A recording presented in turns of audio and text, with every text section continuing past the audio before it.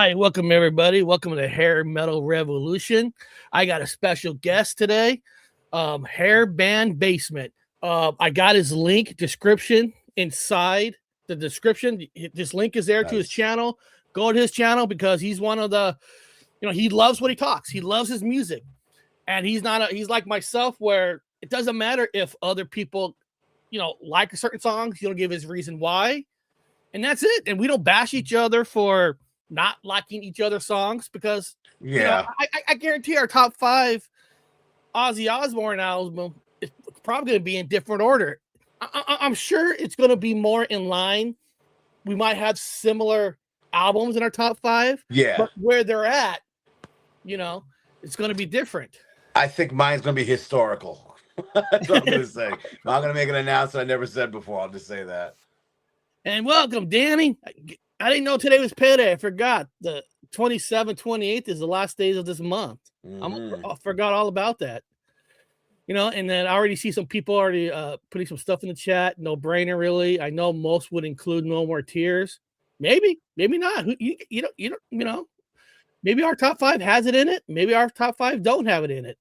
Unpopular opinion, No More Tears should be in the top 3. Top 4 albums are the best for me. So, everybody's got their different opinions on what top 5s are. And usually I like to do sometimes real quick. I always kind of do a share screen and kind of show people, album kind of sells. So if you look at the very first album, 1980, Blizzard of Ozz, which technically that was going to be the name of the band. And the band members thought it was going to be called Blizzard of Ozz until Sharon album came out. It was called Ozzy Osbourne Blizzard of Ozz.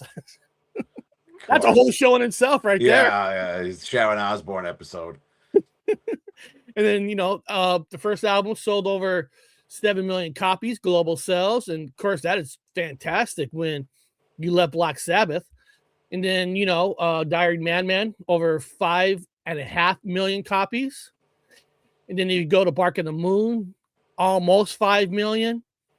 And then almost 4 million with Ultimate Sin. No Risk for the Wicked, 3.5. So it's almost like it's going down. But I will say, now No More Tears in 1991 sold to be the second highest selling Ozzy Osbourne album. But 91 was still right before kind of when grunge kind of was hurting all bands in a way. Yeah, but it's Ozzy. Yeah, it's Ozzy because even 1995, selling 3.5 global sales in 95 it's really great. Only bands like Ozzy and Van Halen with their 95 album Balance are like the 2 rock bands that still sold fantastic after the grunge era. But then where music kind of shifted, where pirating was being stolen, less people bought albums, almost 2 million copies. And then 2005, not even 500,000 copies. He did get 1 million copies with Black Rain. That's crazy. Gold Scream. But, it's hard to count any albums nowadays because it's not about the album sales anymore. It's about the streaming service. But I always like to kind of show people the sales of albums and all that. So we're just going to start this right off, right? But let me say one thing. Even with that, is that like you had for Blizzard of Ozz, 7 million. When did he hit 7 million? Part of me feels like he probably sold more well after that album was released. When you break it down, when Black Sabbath did Heaven and Earth about the same time, or not Heaven on Earth, Heaven and Hell, Heaven on Earth. What is this, Belinda Carlisle's song? My show. When Black Sabbath came out with Ronnie Dio in the beginning, both albums sold on par. Yeah. It was just in the long run, Ozzy just kept picking up, where Black Sabbath kind of just it hit its mark and kind of stayed. Yeah. Switching vocalists all the time doesn't help either. Well, and it doesn't help when I think Dio did 3 albums with them, and then they're always and then they're searching for like a new singer. So in the long run, yes, I guess you can say Ozzy won, but in the beginning, it was close. Yeah. Yep. Yeah, totally. So, so who wants to go first? You and me on our number 5 on our Ozzy Osbourne solo. Now, guys, It's your everybody in show. chat, I told my friend that we're not gonna include Black Sabbath. Just it makes it a little harder, I guess, and I don't know if it's harder or not, but I just thought that it I don't know. It doesn't different matter. element. It's a different situation. Different band. So anybody, Hair Basement. Oh, you got your name right there, Brian. Okay, perfect. So, all right, number 5. I guess I'll start it off. Now, my number 5 is, I don't know if this is going to be a surprise to anybody or not, is No Rest for the Wicked. Just the very first song, Miracle Man. It was perfect because the song was about a preacher going against Ozzy, and it was a lot of way that preacher got himself in trouble, and it's almost like Ozzy was talking back to him like, ha ha ha, you talk shit and look at you, you're going to hell. But Miracle Man is not even my favorite song off the album. I don't know, I can't tell you why, Crazy Babies, just the way Zakk Wylde just hit that fucking guitar on it. It's a great riff. It's a totally great riff. Great riff of Breaking All the Rules, Fire in the Sky. I'm not calling it an underrated album. I know Nose for the Wicked is not really on a lot of people's top 5, but I thought it was a great introduction to Zakk Wylde. I think it was like his coming out party. So that's my number 5. I think it's totally underrated. I think it's a totally underrated album. It's on my list. I'll get to it later, so I don't want to say too much. But yeah, a lot of people panned this record when it came out. They weren't really too thrilled about it in '88. I loved it. Yeah, it was my introduction to Ozzy. I can't remember if it was Miracle Man or Crazy Babies that got me to buy the CD, and it was like, fuck, this is fucking awesome. But I'll get into more details when I get to mine because it's on my list. Love it. All right, so my number 5, I have Diary of a Madman. Great. That's on my list. I mean, Flying High Again, Over the Mountains, probably my favorite off of it. The title track. I mean, there's so many great tunes on this one. Yeah, I mean, obviously you're gonna have stuff with Randy Rhoads on it, and I had to put this one on there because my top 3, anyone could have been number 1. But the last 2, I'm like, I kind of struggle. So I'm like, I got to put this one on here. I can't not have it on my list. So that's my number 5. No, I agree. In a week or two, your 2 could be a 1. You know what? It's whatever that flavor of that month is. I get it. Now, my number 4 is basically what really totally made this whole album is basically from one song. I'm serious. I love a lot of songs off this album, but one song really embraced Ozzy Osbourne. What I'm talking about is Bark at the Moon album with the first song, Bark at the Moon with J.K. Lee, just that freaking riff. I mean, listen, Rock and Roll Rebel, great song. Now You See Me, great song. You're No Different. I mean, there's a lot of good songs on there, but it's almost like I don't need to listen to the other 9 songs. I could just keep creaking Bark at the Moon, that's right. And that's all you need. Right. That is a great tune. That is Jake. I love the J.K. Lee version of not Sabbath of Ozzy Osbourne. I think both of those albums are great. But yeah, this is a good album. It's not on my list, but you're right. Bark at the Moon is a fantastic song. His work on the guitar is just amazing on that tune. I totally agree with that. If anybody puts their top 5 in the chat, I'll put it up here so you guys can see it. So Danny put his top 5. He put the tribute album. He put Bark of the Moon, Diary of a Madman, Speak of the Devil, and Blizzard. Great list. All right. So what's your number 4? My number 4, someone said it before, No More Tears. I think it's a great album. I'm Coming Home, I wasn't a big fan of. But Mr. Tinker Train's a great song. I Don't Want to Change the World is great. Desire is a killer tune. The title track is great. There are Zombie Stomp. There are so many great songs on this album. And it's the reason why it did pretty well in 91. The music is really good on it.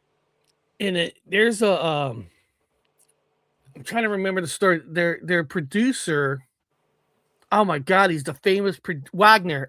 Michael Wagner is the producer on that album, and the story goes like Sharon Osbourne went to Wagner and said, "Hey, we need the song No More Tears to sound a little bit more grungy to compete with the grunge music." And Michael Wagner is, yeah, but the grunge people are copying their music off of Ozzy.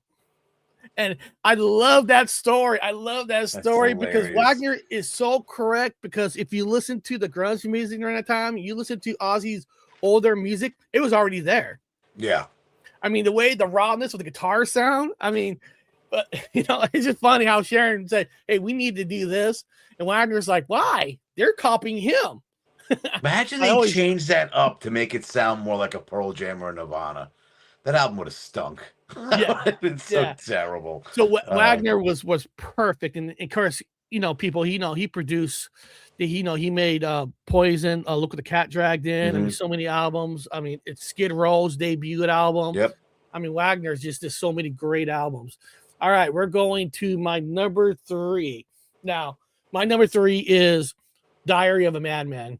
I mean, I know that's probably might be on a lot of people's list, but how can you not?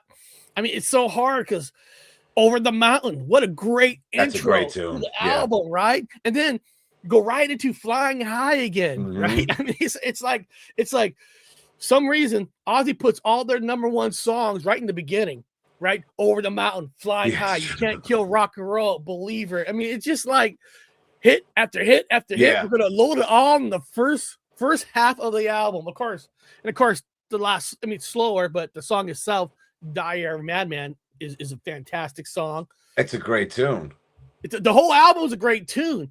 And one of the things I've noticed with 70s and early 80s albums, usually the trend is you go up to 10 songs. That's usually like the pitch mark.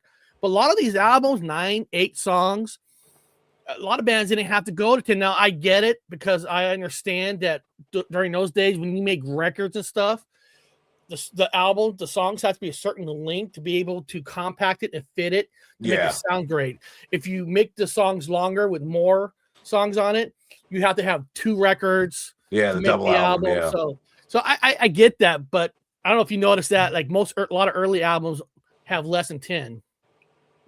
Or they're short, between like 35, 45 minutes. It's not that long. They're not that long. Yeah. And of course, Ozzy's known for having some pretty long songs himself. So, what's your number 3? My number 3 is his first album, Blizzard of Ozz. I like I said, my top 3, you can switch them around. They all got different guitarists, different eras of Ozzy. But I mean, I don't know, what a great way to introduce Ozzy's solo career. Fantastic song. Crazy Train, it's overplayed, but it's a great tune. Suicide Solution got heat, but that's a good one. I like No Bone Movies. That's a great tune. Mr. Crowley. So many fantastic songs off of this. And this really when people, that's what I'm looking for. It wasn't the introduction of Randy Rhoads, but he started becoming a name once he got on board with Ozzy. And just fantastic guitar work on this album. The guy was a fucking genius. Oh, he was. I always wonder in a different universe, what would have been like if Randy would have stayed with Quiet Riot? You know what I mean? It didn't go with Ozzy. You always wonder like interesting. It is. It really is interesting because a lot of the riffs and stuff, nothing against Ozzy, but a lot of the riffs and lyrics came from the band members. They created a lot of the riffs and songs, and so. Who knows what kind of album you would have had if the genius of, not genius, but at the time, Randy's like Eddie, their playing was totally different than everybody else's. But there's no way Ozzy Osbourne is writing the riff to Crazy Train. No. And I want to say he said that, maybe I think it was on the Howard Stern show, he claimed that, and it's like, stop. He did not, please. A barely sober Ozzy picked up a guitar and came up with Crazy Train. And I guess I was going to jump right into it because my number 2 is Blizzard of Ozz. Okay, all right. I mean, just like you said, I don't know. And again, I know a lot of people sometimes they not cripple a band, but Crazy Train, the radio killed it. It's played too much. Take that all the way. when you heard it for the first time, how great was it? You know, It was still great. is. It's timeless. Yeah. It doesn't matter that it's played a lot on the radio. It's played a lot on the radio because people still love hearing it. Mm-hmm. And, you know, when people talk about like ballads, a lot of people don't talk about like, what about Ozzy Osbourne's first solo album ballad, Goodbye to Romance? I mean, you know what I'm talking about? I mean, you know, he kind of started. I mean, ballads weren't at the time the main reason why an album sold, but no, Ozzy did ballads just like anybody else. He was a trendsetter. And then, of course, Suicide Solution. And of course, we all know, everybody knows a lot of, maybe not everybody, maybe not the younger people, but of course, we all know that Ozzy got blamed because a lot of people, I guess you could say, did a Kurt Cobain type of deal. Mm-hmm. And they were blaming Ozzy because his music, especially because the song Suicide Solution, that was ludicrous, you know. It was like one of the first times that I remember seeing songs like going to court over, like being sued over. You know, I never really seen that before. You know, it was Ozzy, AC/DC, you know, had to go to court for their songs, and it was almost like it was foolish. I don't know. It was a little weird, but I can understand being a parent. You're grieving and you're trying to find something to kind of be like, this is why it happened. I get that angle, but I get that too, because you're like, everybody thinks family members, you know, they're perfect, and if something happens, there's got to be another reason that like, and then you learn in life that sometimes people's minds always had that there. It wasn't, I'm not saying spot in time, or, you know, it sucks. But I mean, just going off the rest of the album, I mean, Mr. Crawley, how many people redo that song to sing it? Jack Black, you know, done a great version. You can watch, he has a video on YouTube of him singing Mr. Crawley. It just, the whole theme of that song, how it sounds. And it's like one of the songs that most bands kind of cover on their Ozzy, Mr. Crawley. But just the solo by Randy Rhoads is fantastic on that song. Just, you know, just showing all his talent right there in one solo. Unbelievable. It's unbelievable. And again, like you're talking about, No Bone Movies. Great I love that song. dude. Revelation, Mother Earth, great song. So many. And have that as you coming out of Sabbath, and you throw that at people. Yeah, you got a pretty good career ahead of you after that. And he did. And he definitely did. Oh, it did. It kind of made him like you said, he was older, but just with that young power of Randy, kind of like, oh shit, Ozzy back. Listen, when I discovered music, I knew about Ozzy before I even knew about Black Sabbath. Mm-hmm. Yeah. You know, I told people it wasn't until one day somebody brought over a VHS tape, and they recorded 2 hours of Headbangers Ball. I remember putting it on, and that song Paramania came on, Black Sabbath. I'm like, that looks like Ozzy. And then somebody goes, oh, that is Ozzy. He was in Black Sabbath first. You know, I didn't know.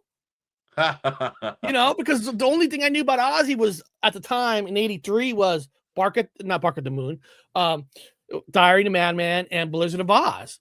I had no idea who Black Sabbath was. Wow. See, I knew of them in a couple of songs.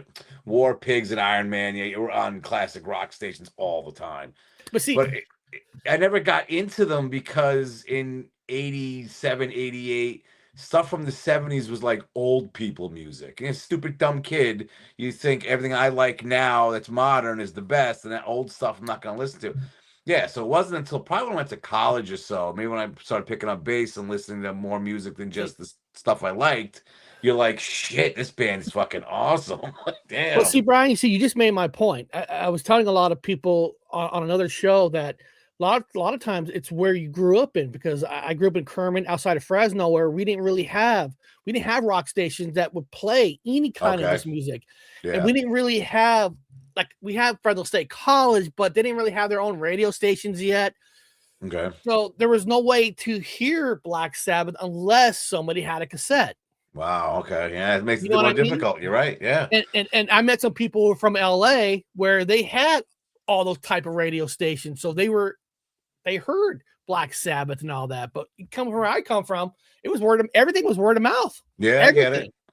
Because when I went away to college, it was like my college was in the middle of nowhere. So you had the college radio station, and I believe the local station played country music. So you didn't hear any of this stuff. It's mostly top 40. Yeah, some did too. And I didn't have cable, so Headbangers Ball wasn't a thing in my life at that time. And it was like there's No. a gap between like 92-ish till about 95, where there's a lot of albums and bands I missed out on because I didn't have that connection Yeah. to a source to hear this new stuff. Yeah. So See, yeah, I Brian, you get heard what I that. said, where somebody had to bring over a tape with Headbangers Ball because cable TV in the 80s was we call it, you had to be rich to have cable. We always say Yeah. that, cable was expensive. It was a and luxury. It was a It luxury, wasn't, yeah. it was a luxury. Yep. Yep. We heard about MTV, but my brother had a friend that came over. He recorded it off a friend's house, VHS tape, slide it in, and we'd be watching Headbangers Ball and 120 minutes.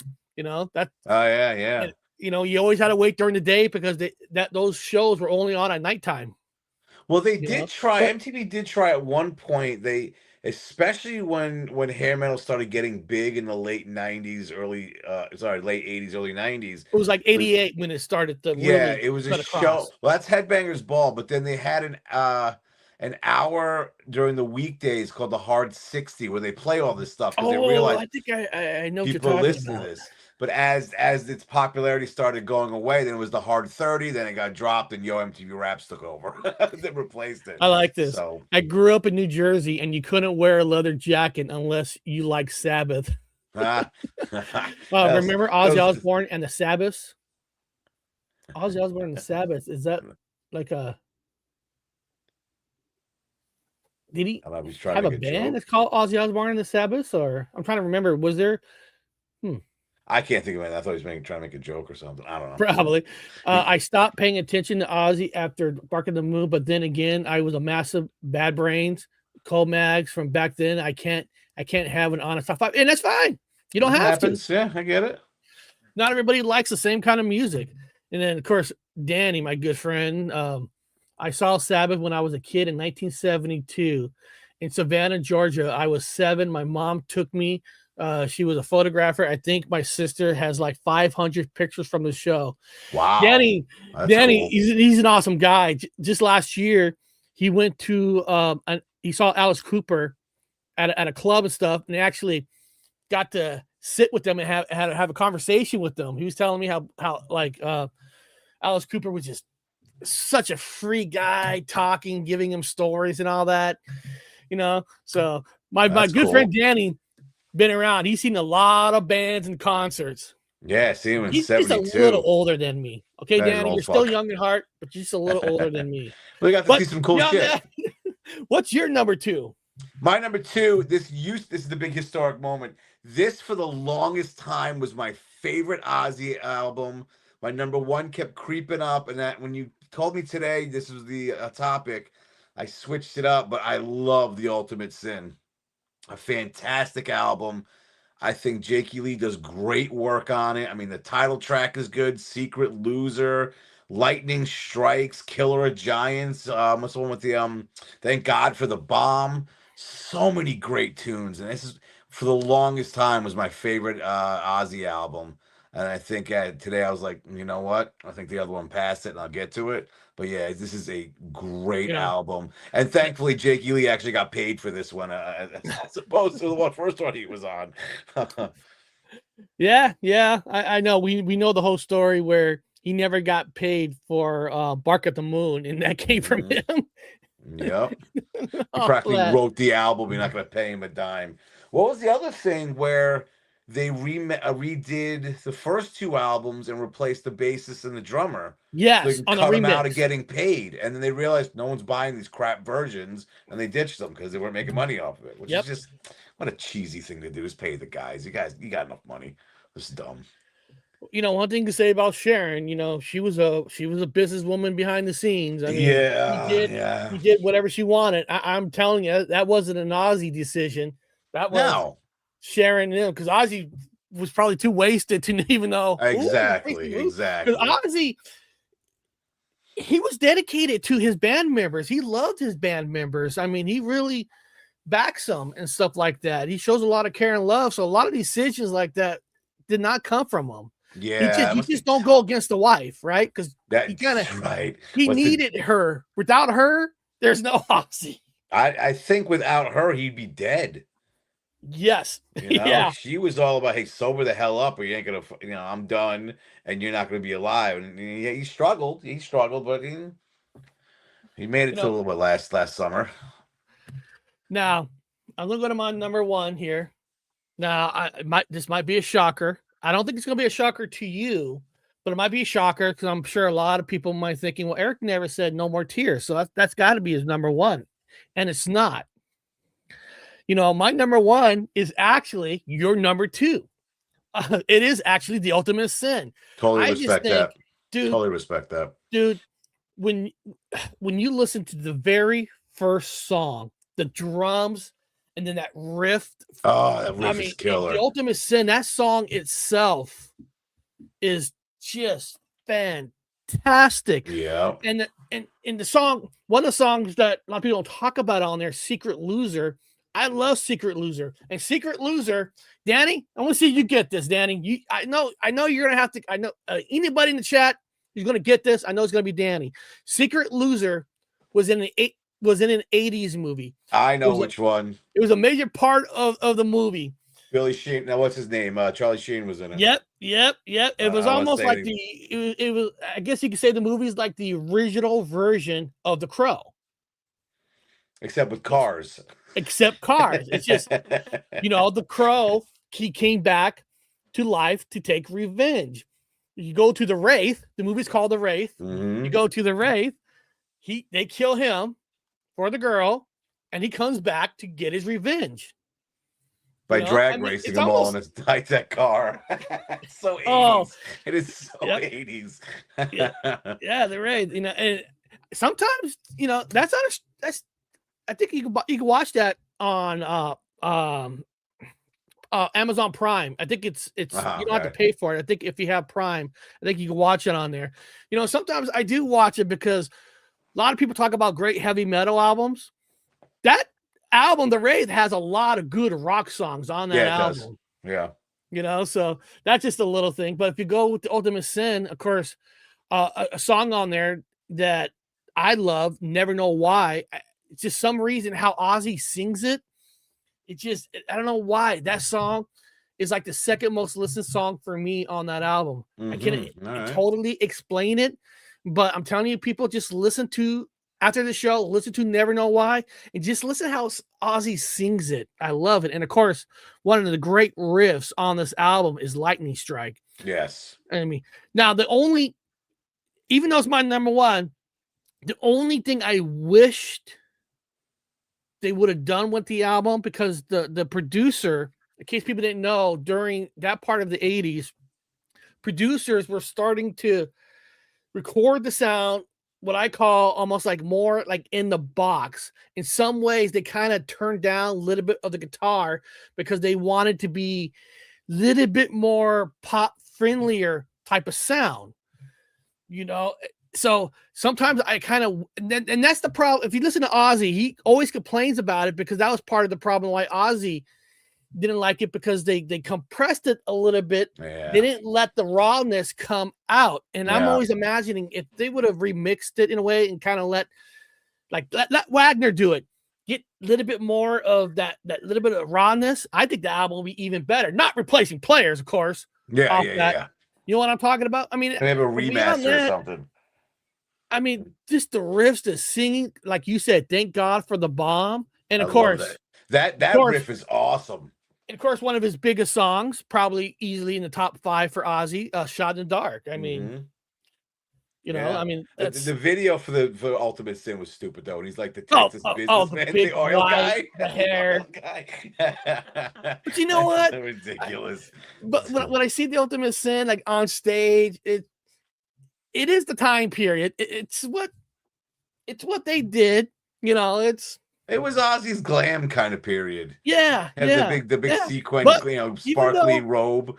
even though he looked more glam, he had one of the best heavy bands open up for them on Ultimate Sin. I'm talking about Metallica. That's right. So Yeah. even though he was looking more glam, he helped Metallica get exposed to huge arena crowds. And after that, Master Puppets just, or was it Ride the Lightning? What I think it Well, was Master. 86 is Master of Puppets. Yeah, Master of Puppets. That Yeah. album exploded, and a lot to thank for from Ozzy Osbourne for Yeah. taking him on tour. Dude, Yep. Ozzy took everybody on tour. Shoot, dude, we can have a show on how Why not? Motley Crue and Ozzy even survived their tour. I don't get that. I don't know if you read The Dirt, the whole ant snorting thing, and I believe Motley Crue got kicked out or banned from Japan, like all this crazy shit. Yeah. Where it's just like God, like pirates just coming in and looting the place and plundering and being crazy. And I don't know how any of them are still alive, to tell you the truth. I mean, Nikki Sixx died briefly, but I know. he's still He around. died twice at the same night. Yeah. Well, that was my favorite story from The Dirt when he OD'd. First of all, Slash was with him, and Slash's girlfriend called 911. And on the way there, he dies. He wakes up in the hospital because the ambulance driver did not want him to die on his watch. Yeah. So he wakes up in the hospital and he's like, I'm out of here. Take the IV out, walks out, and a couple of fans happen to see him on the road. They go, holy crap, that's Nikki Sixx. Need a ride? He's like, yeah. As he's in the car with these fans and getting a ride home, on the radio, the report comes in that Nikki Sixx and Motley Crue had died. Yep. So he's listening to the story of his own death in the car as he goes home. Gets home. What's the first thing he does? Shoots up and passed out. What are you doing? And that part was true. That part was true. So crazy. And again, even though they kind of say he cleaned up a little bit, the band never really fully cleaned up until now. They're all clean now, but yeah. They had their issues. They had many issues. Well, that was my number one. Now I'm excited to hear your number one. Well, you already said it. It sounds like my list flipped. I put No Rest for the Wicked. Over time, this is my introduction to Ozzy. This is my first Ozzy album. I think Zakk Wylde does a great job on guitars here. And you just look at the track list, like you said, Miracle Man, Devil's Daughter, Crazy Babies, Breaking All the Rules, Bloodbath in Paradise, Fire in the Sky, Tattoo Dancer, Demon Alcohol Hero, The Liar. I mean, all these songs are great. And for the longest time, I was like, no, Ultimate Sin's my number one. Then it kind of got tied. And then today I was like, you know what? I'm not skipping any of these songs on this album. And Zakk Wylde brings it on his first album with Ozzy. It's a great album. Well, it's a great album. Isn't it so cool? Our five are basically the same albums. Except that order. Except one. I think you had No More Tears on there. Did I? Didn't you have No More Tears in your top five in the beginning? Shit, I forgot. It was my list. Maybe I did.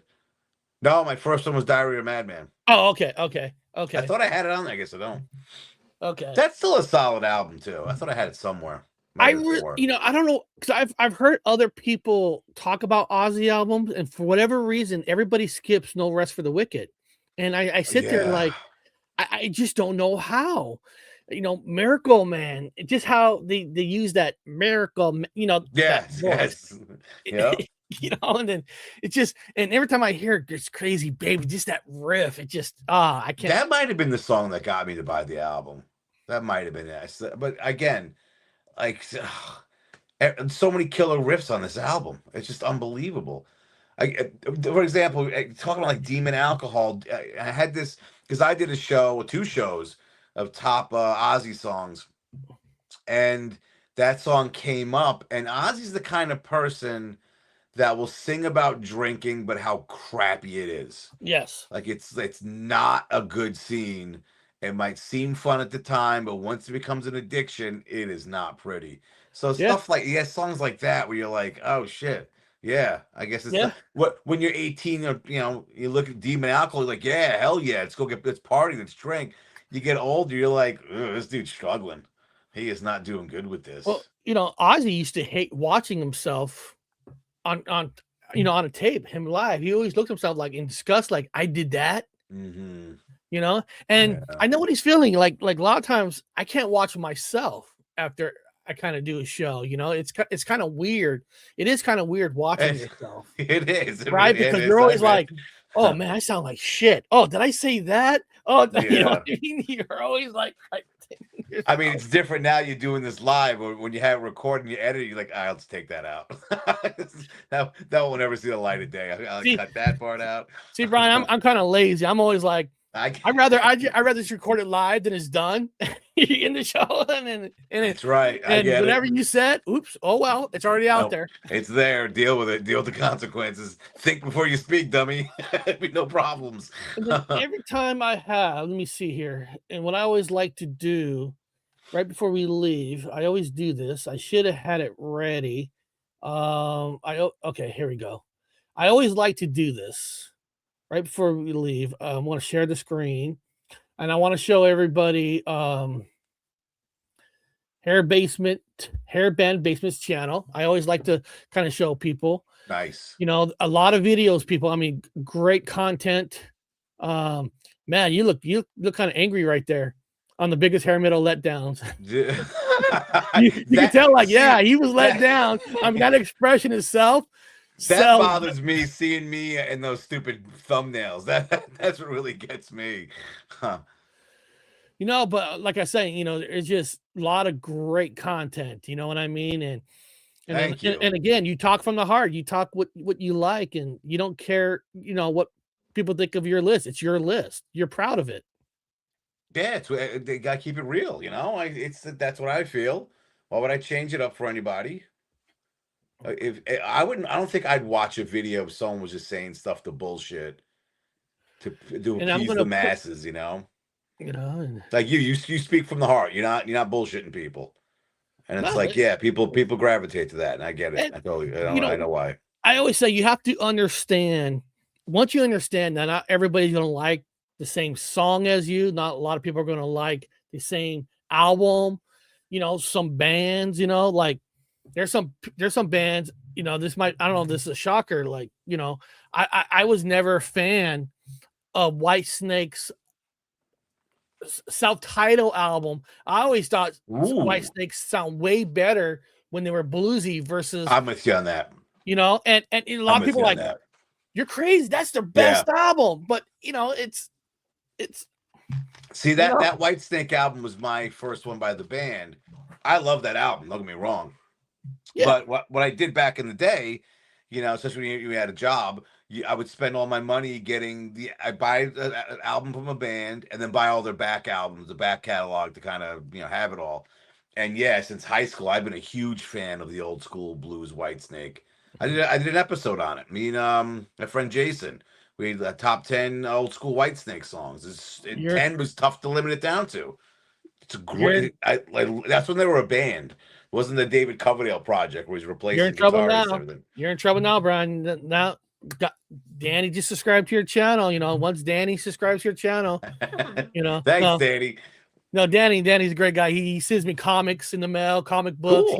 He has like a whole comic book collection, music collection. I mean, Nice, you know, nice.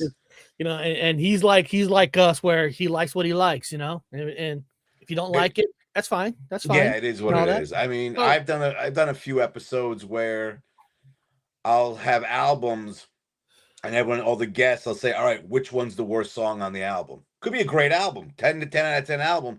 You gotta pick one that you think is the worst, and just sit back and watch everyone get pissed at each other. It's hilarious. It's absolutely hilarious. No, that's a great idea. It's hilarious. You know, like I did a show way long time ago on like the 5 ballads that I hate the worst.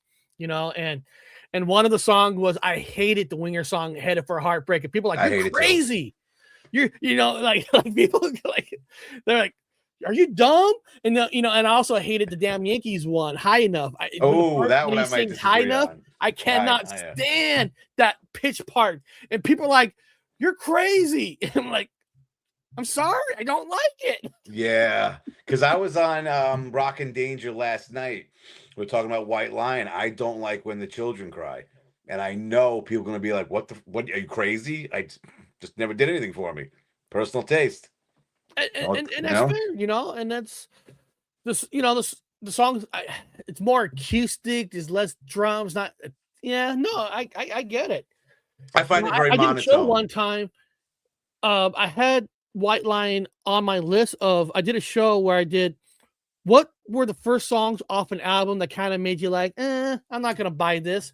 But it took like the second song, and I went to the White Line. The first song came out, Wait. I go, you know, Oh, Wait's wow. kind of cute, but it wasn't until I heard Tell Me where I bought the album. And of course, Valley, the song, The Valley of, I forgot what it's called, but Lady of the Valley. Lady of the Valley was great.